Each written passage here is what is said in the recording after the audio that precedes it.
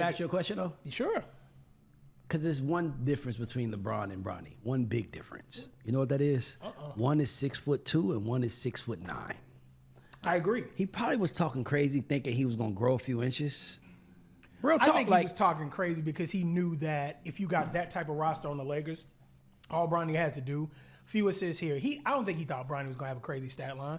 I think he thought the rookie season would get him beyond like, all right, my son had a cool year, but your son was 0, 0, and 0. Can I tell you something? Can I tell you something? It reminds me of I watching this documentary on 9/11, and they were speaking about the war in Afghanistan, and they said the war was perfect. It was just one mistake that we made. We didn't know what to do after we won.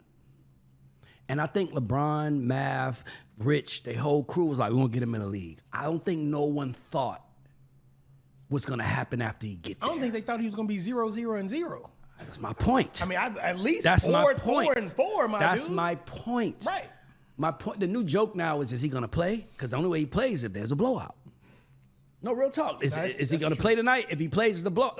It's like, but bro, you did that to him. You put the donkey jersey on your son and got mad when people called him a donkey. You knew what you were doing because you went through it more than anybody. And you did exactly to your son, but it wasn't for your son.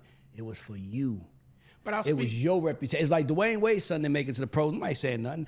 Carmelo's son might not make it. Nobody gonna say nothing. But Gilbert Arenas got a son that might make it. But like, you was the father out there like, my son is the best because I'm the best. And everybody gave you that because you are the GOAT.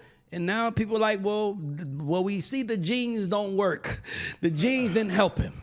Real talk. Here's the issue, though, going back to your original question. Stephen A., and this is why entrepreneurship is the shit, because if Stephen A. owned ESPN or owned the network he was on, he wouldn't give 2 shits about LeBron. Yep. He would literally be like, hey, dude, take that shit somewhere else. By his reaction, I expected something a little more. You know why, though? But to your point, it was nothing he could say that will make LeBron look good besides what he said. Right. And it's not advantageous for ESPN or the face of ESPN is speaking about the NBA who have a $1 billion contract with in the face of the NBA. Yeah. So it's kind of like, and he just signed that it's kind of like, deal. and it's kind of like, yo, Stephen A. Like, but I think every real nigga that watched it knew what it was. Like, you running up on me in front of people, you know what you putting on the show. Like, I just wish Stephen A. said, oh, you gonna do what? What you gonna do? And that's the part that I hate, because honestly, when you're in the information business, Stephen A. is in the information business. A lot of it's predicated on who gives him information first. But if LeBron James is like, don't talk to him, and you see the headline says, so many NBA players no longer talk to Stephen A. because of his comments on Bronny. So it's like, 1, the league is soft. 2, y'all kowtowing to this bronze sexual culture, which I hate. And then 3, it's like, bronze sexual culture, what is that? So bronze sexuals is what they call them. Like all the people who just blindly follow this nigga for no reason. Like, it doesn't really matter what he does. He's right. So, but my thing is, it's like, I get it from that standpoint, because you did just sign a new contract and you can't be this $100 million social leper. Can we have, I want to have a conversation though, because you just triggered something in me.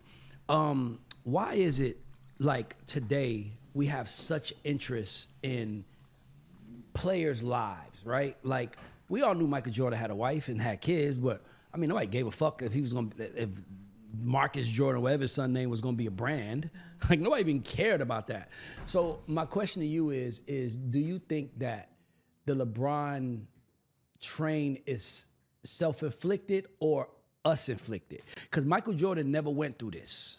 I think it's LeBron sought after and oriented by Clutch, because let me put it to you like this, and this is what I tell everybody, and I'll toot my own horn and yours too, Ray. If this existed when we were putting records out in the beginning, shit, we'd have been billionaires. Period. Easy. Because again, what these kids won't do today, and taking advantage of having an audience around the world and just needing to know how to connect with them, LeBron James is a master.